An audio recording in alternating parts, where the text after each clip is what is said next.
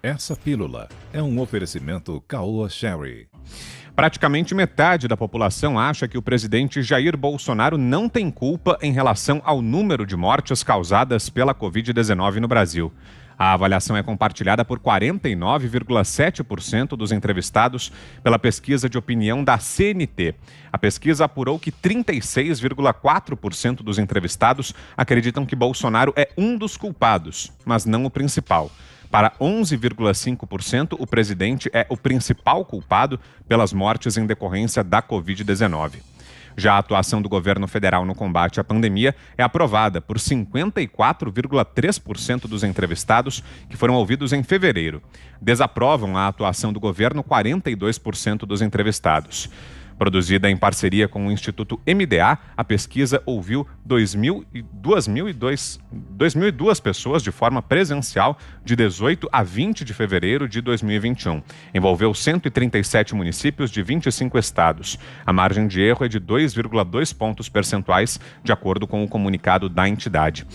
E essa pesquisa teve também outros aspectos que valem destaque. Veja só, segundo o levantamento, 24,5% dos brasileiros acreditam que o presidente Jair Bolsonaro é o principal responsável pela chegada de vacinas contra a Covid-19 no país. Já 21,6% apontam o governador de São Paulo, João Dória, como o principal responsável. O levantamento ainda aponta que para 21,2%, os dois têm a mesma responsabilidade pela vacina. Já para 21,5%, nenhum dos dois é o principal responsável. 10,7% não sabem ou não responderam. A pesquisa, como dissemos, foi feita entre os dias 18 e 20 de fevereiro. José Maria Trindade, sua avaliação sobre esses números é? Pois é, eu quero dizer que nós estamos diante de uma crise, é uma pandemia e não uma endemia ou mesmo epidemia, ou seja, atinge o mundo inteiro. Vários países estão aí sofrendo essa dificuldade, países importantes como Estados Unidos, Rússia, Reino Unido, né? Ninguém fala lá da responsabilidade de alguém a não ser de quem inventou ou poderia ter inventado ou criado esse vírus, né? Que é exatamente aí a China que deixou escapar. Não acho até que a China seja responsável por isso. Agora, imputar ao presidente da República uma tragédia assim é, no mínimo, uma maldade, né? Você, Fiuza? Ô, Vitor, isso demonstra toda a miséria cultural, moral, né, espiritual que a gente está vivendo nesse festival de mentiras, né? Porque a gente está vendo que é Bolsonaro, é a favor do Bolsonaro ou contra o Bolsonaro. Como é que é possível você observar autoridades agindo nessa dimensão rasteira de política? Ou seja, então o presidente é a favor lá do distanciamento, do isolamento vertical, como já se chamou, ou seja, isso aí que é o bom senso. Isso aí que esses infectologistas que não abriram mão da sua responsabilidade e da sua honestidade intelectual afirmam. Isso aí que está na cara. Né? O distanciamento, o cuidado e a proteção aos vulneráveis. Está dito aí, a gente não cansa de repetir, não. E aí o presidente propondo esse tipo de coisa, então qual é o lastro do lockdown? Né? Dessa medida absurda, mística, sem ciência nenhuma, é fazer política anti-Bolsonaro. Olha, essa gente tem que pagar por isso. Essa gente tem que pagar caro por isso. Por usar a vida das pessoas, por interromper a vida em sociedade, por embargar direitos basilares do cidadão, para fazer política, não tem outra escapatória, não tem outra leitura. É lockdown para dizer que alguém, né? E aí no Brasil é o Bolsonaro, aí nos Estados Unidos era o Trump, em cada lugar vai ter um vilão imaginário que quer que todo mundo morra, que não está nem aí para a doença, não é isso? Então, entenda o seguinte, nosso querido companheiro aqui de jornada. Lockdown é uma panfletagem para fingir que alguém não se preocupa com a vida dos outros. E boa parte da imprensa faz isso. Agora, eu queria, Vitor, perguntar eu queria perguntar, não esses picaretas, né, que estão trancando todo mundo, e a população está aceitando isso, daqui a pouco está apanhando, já apanhou na rua. É que pode, gente. É que pode esse estado de coisas. Quem ia imaginar uma situação absurda como essa? Cadê os humanistas? Cadê os democratas? Esse estado brutal de cerceamento, de coerção das pessoas na rua. E vai piorar. E se continuar esse estado de negligência, essa letargia, isso aí vai piorar. Eles vão no cangote de todo mundo, você não tem a dúvida. Porque a quantidade de idiotas hoje é muito grande, infelizmente.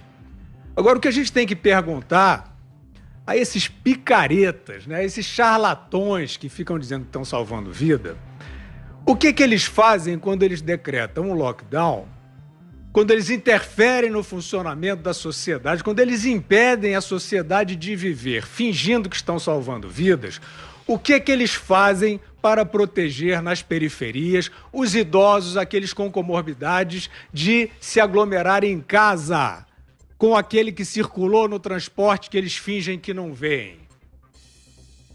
Que medida sanitária é essa? Não é o idoso, não é o que tem comorbidade, que está vulnerável? O que eles estão fazendo? Ora, você que está aí olhando, chega de olhar. O que esses prefeitos, o que esses governadores, o que eles estão fazendo para proteger aqueles vulneráveis que vão se aglomerar ou vão se aproximar nas periferias, por exemplo, em outros lugares? Porque o funcionamento da sociedade não é permitido. Então as pessoas não podem circular. As pessoas não podem, por exemplo, trabalhar com o distanciamento. Para muitos, o local de trabalho é um lugar mais fácil de se controlar e de se estabelecer a boa conduta sanitária do que em casa. Eles não dizem nada disso e também não são cobrados. Onde é que estão os médicos? Sumiu todo mundo, né? Sumiu todo mundo. Então nós estamos vendo um espetáculo bizarro de controle, que não é controle sanitário, que não salva a vida de ninguém, né? Que não protege, né, nenhum idoso, por exemplo, né, de pegar o vírus, porque eles não têm o mapa do contágio, eles não sabem. Apareceu isso uma vez em Nova York, no estado de Nova York, né? Dados sobre quantas pessoas internadas vinham da quarentena. O governador Andrew Cuomo se disse "I'm shocked, I'm astonished", eu estou chocado. Ele chegou a dizer isso e isso nunca mais circulou, porque era confissão de que esse lockdown é uma medida simplesmente discricionária e ditatorial e ineficaz para o controle do contágio. Agora, eu gostaria de saber onde é que vai a equação do lockdown para a preservação dos leitos de UTI. Porque se você não está controlando quem é que está convivendo dentro de casa e se há a ida ao transporte, se há o serviço essencial, se há a farmácia, se há o supermercado, onde é que está o chip no coronavírus para saber se ele voltou para casa e infectou? Seus hipócritas. Então, como é que faz essa correlação com os leitos de UTI? Agora, eu gostaria também, e eu acho que o governo federal também dá ali uma diretriz, mas ele não age. Então, assim, eu gostaria de ver uma auditoria. Gostaria de ver uma auditoria sobre ocupação hospitalar. Quantos são realmente de síndrome respiratória aguda? Quantos são de Covid?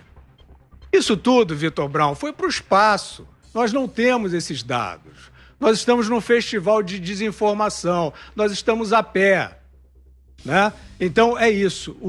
A população precisa se organizar e se posicionar contra essa arbitrariedade.